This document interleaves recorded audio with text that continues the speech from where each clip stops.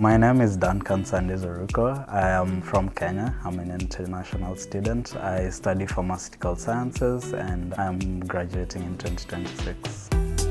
When I was in Kenya, I experienced being able to see how people develop resistance towards drugs, such as anti-malarial drugs. I always had this steep interest towards pharmaceuticals. I also had an interest in softwares because I always looked at the medical field and a way to integrate it with some sort of software. That kind of provided this immediate action point.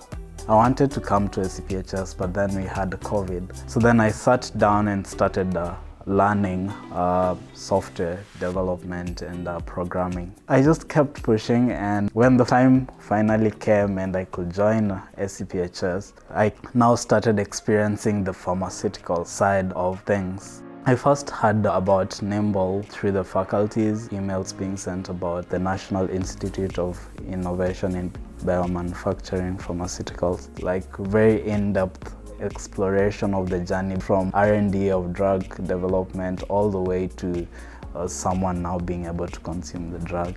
This was in the journey of biopharmaceuticals. We were kind of hands-on experiencing software in itself. That's exactly the journey which I was looking to explore. I decided to apply into the program and thankfully they gave me that opportunity.